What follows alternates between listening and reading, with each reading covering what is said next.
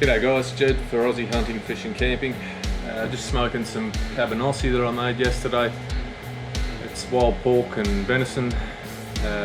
This week I've been out at my uncle's place. He's got a pawpaw farm about half an hour from here. His manager gave me a call on Sunday, said he'd just seen a mob of pigs out at 10 o'clock in the morning, about 30 pigs. I did go out there twice and I got pigs both times, so there is a few around. I kept a couple of the smaller ones, butchered them up yesterday and made some sausages, left them in the fridge overnight, and now we're smoking them up. That's what this week's video is all about. Enjoy.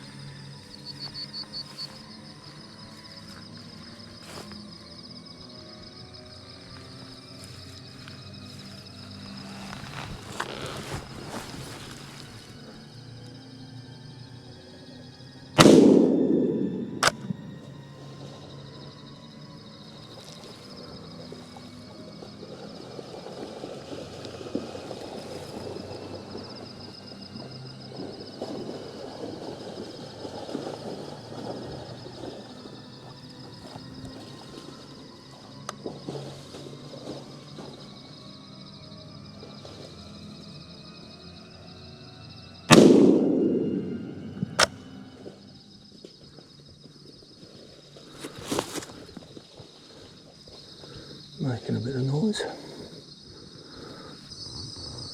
Well, it's not a mob of 30, but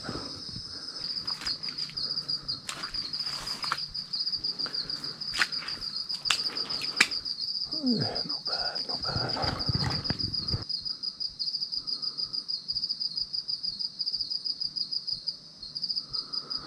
Solid pig.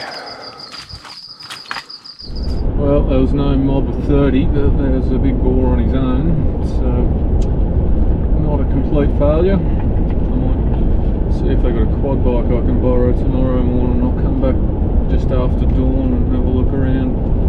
Danny reckons they've been out in the day, so I might bring the semi-auto 12 gauge, see if I can get a few with that, with some solids in it.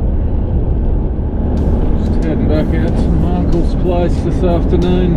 It's about 5:30. I should hopefully get there with still at least half an hour of daylight left. So I might be able to get some shots in with the Win Mag. Alright, same spot as this morning. Go around this corner and up along the side of the bush. Should still be a good half hour of daylight, so hopefully pick a few off with this beast.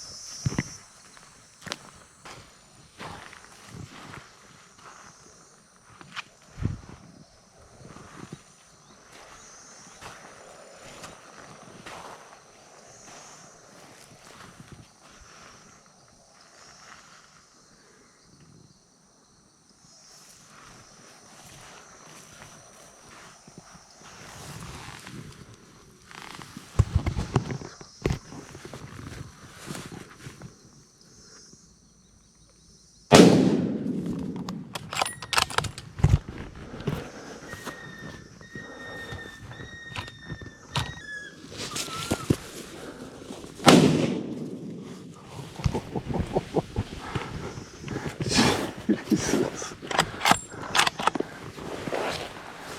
He ran into that one.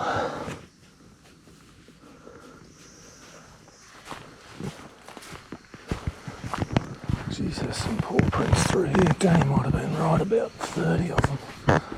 There certainly wasn't 30 of them here right now, but there's just tracks everywhere.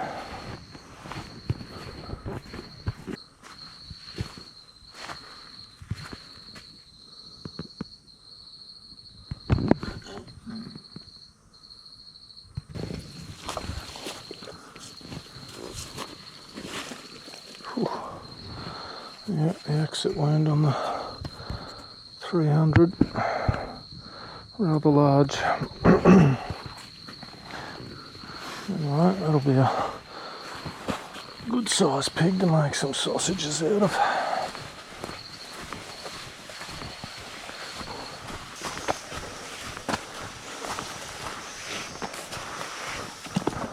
And this poor little bugger's got a 300 to the face at about 5 metres. No exit wound, so it must be in there somewhere. We'll see that when we butcher him. Made a fair mess of his insides, I would imagine. Alright, I'll go get the ute and pick him up. There's certainly more than those 3 or 4 pigs that I've seen doing all this damage here.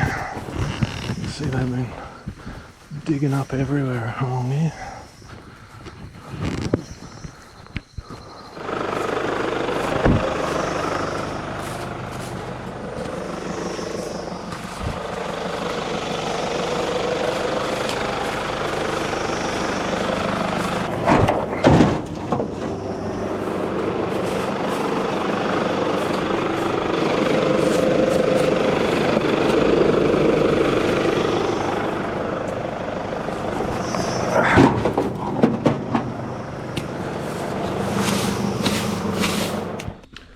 Dropped those pigs in the cold room last night when I got home.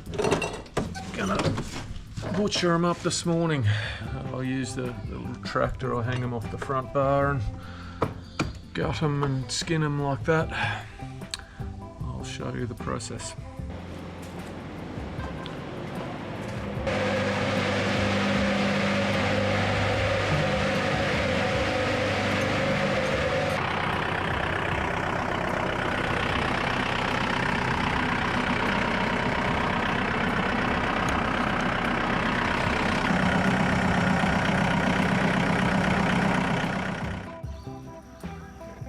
I am by no means a butcher, but I grew up on a farm, seen this stuff done all my life, and I've been killing our own goats and sheep and cows and ducks, and we do meat chickens. So I've been doing a fair bit of it for the last 10 years, particularly the stuff I shoot as well, deer, rabbits, pigs. Anyway, start with the tail, take him off, go around the poo tube, find it's easy enough just to go around it with a sharp knife. Right, so now we're going to go down through the belly without, there's a lot of fat on this for a wild pig, without piercing the gut cavity preferably, although this one here has been pretty much gutted by the 300 windmag last night, so it's not such a big deal. There's not too much guts left in there. What is already torn to pieces, so I'll often get down through the breastplate here.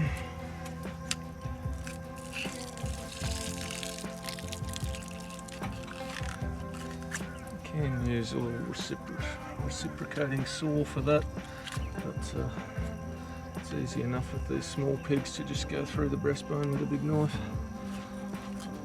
Take this head off before we go any further. pulling out all the contents of the stomach cavity as you go. This is where you would normally check the organs for any signs of disease or infection, but a little bit hard to see if there's anything wrong with these ones. Liver looks alright though.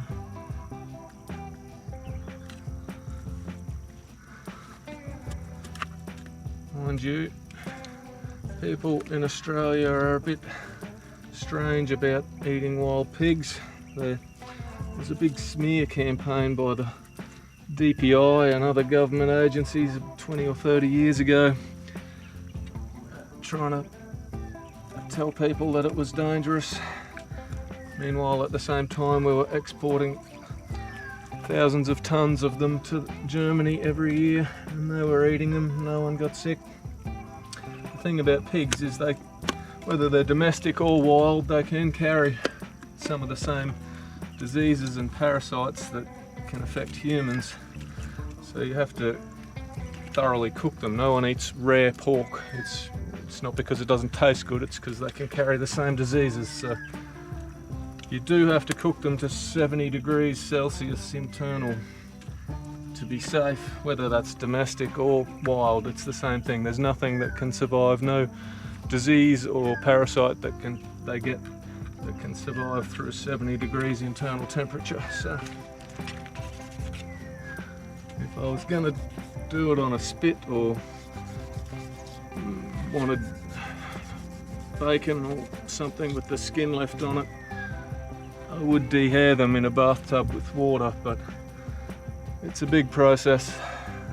It's the hardest part of properly processing a pig. So generally I just skin them, makes the whole thing quicker and easier, and you don't really need the skin, particularly if you're just making sausages. So. Right, done.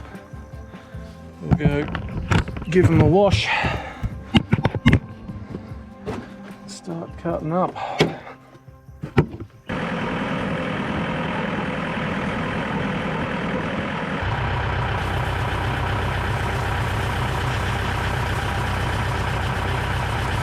Alright, I just put those pigs back in the cold room, went and had breakfast. Now I'm just going to start cutting them up. We're going to cut all the meat off the bones.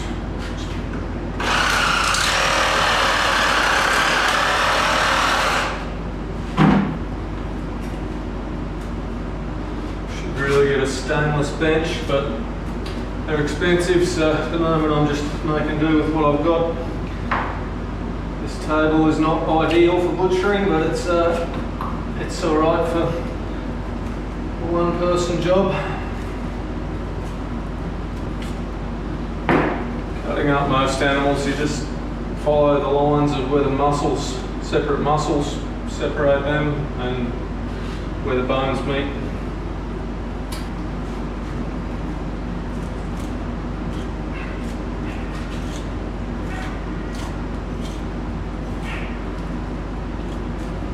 Bones and the rest will go to the chooks and the dog, so someone gets something out of it. I was thinking I must have been a bit off target on that shot on this bigger pig because it blew a hole in its back there, but I actually hit it where I was aiming, up near the front.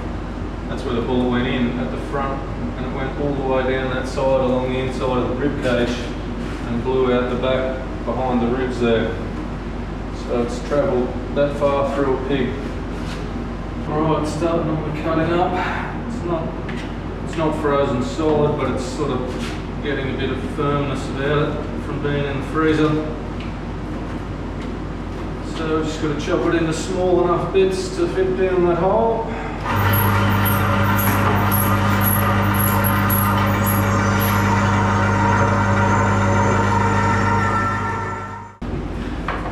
Okay, one pig done. Got about 5 kilos of venison here. It's frozen, so it should run through pretty good once I can cut it. And a couple of kilos of pork fat as well. And then one more pig in a bag in the freezer. And that should be about 20 kilos. Right. Where are we going? Good. We're getting through a lot of meat. Getting a fair pile there. One more piggy and we should have about 20 kilos.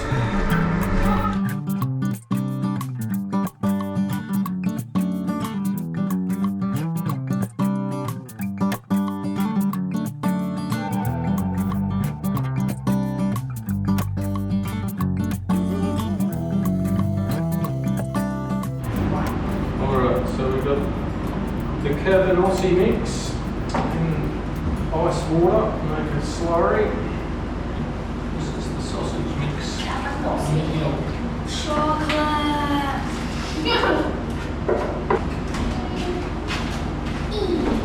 Skins I put in some water earlier. I did try synthetic skins when I first started, but they break too easily if you cook them at anything above really low temperatures. Yeah, they're just not as good. You can't tie them as well as the natural hog casings, so that's what I use now. Alright, new sausage stuffer. I have to put it up this end. And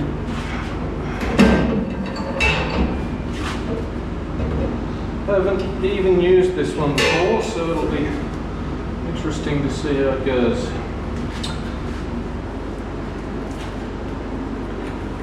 They are kind of cold.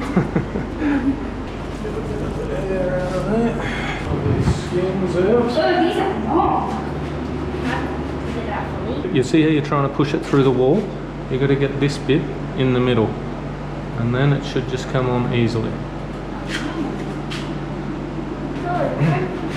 See, when it goes down the bottom like that, you've got to pull the top bit to bring it back into line. Oh, so that's how you do it. We're going to fit this whole skin on. I think we might. I think we might. Oh yeah, we are going to. Yeah, easily. Yep, we fit it. Wow! Please So, choose put a it- puzzle. Not How do you tie it? Easy.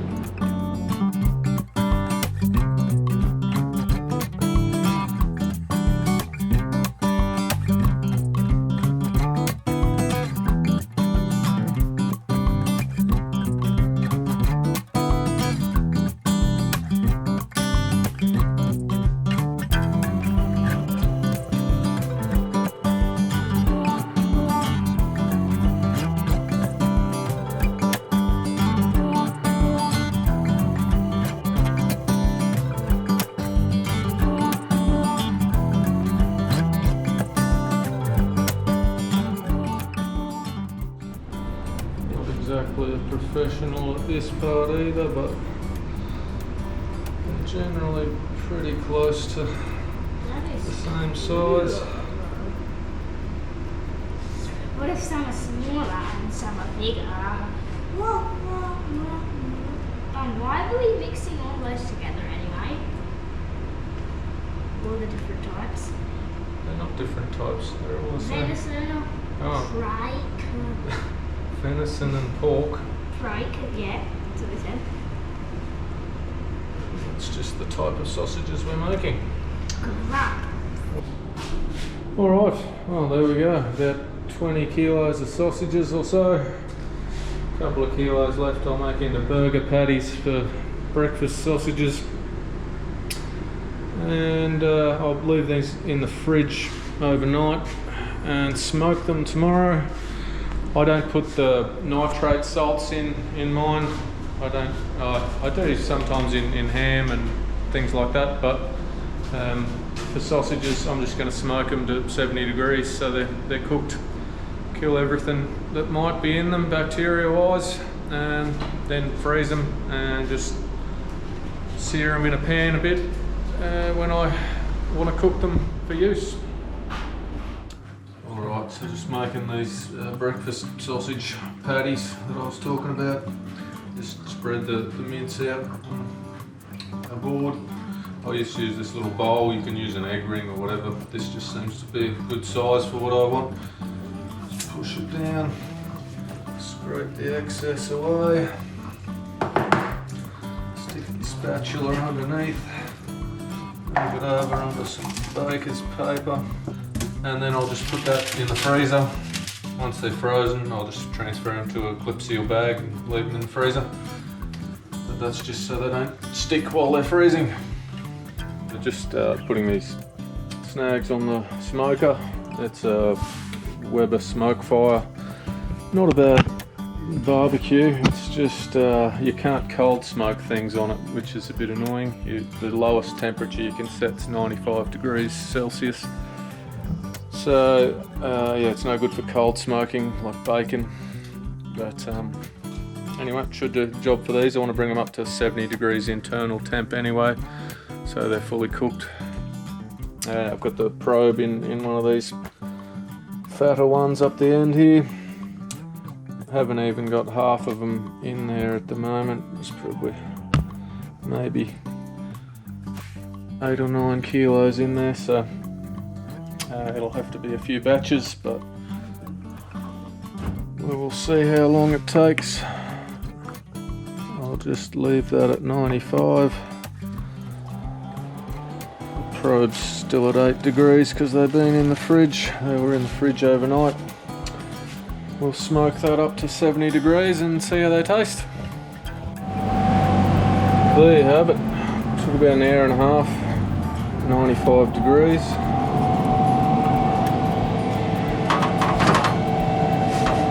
Looking pretty good.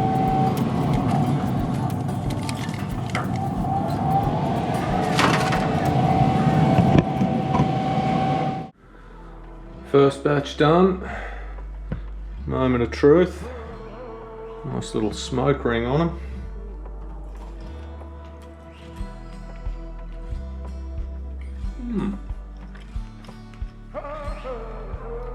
That's really good. Happy with that. For about $1.50 a kilo. Yeah. What do you reckon? You're trying the smoked one first. Mm-hmm. Is it good? Mm-hmm. Yeah, you like them? Mm-hmm. Good sausages? Mm-hmm. You like the smoked one, mate?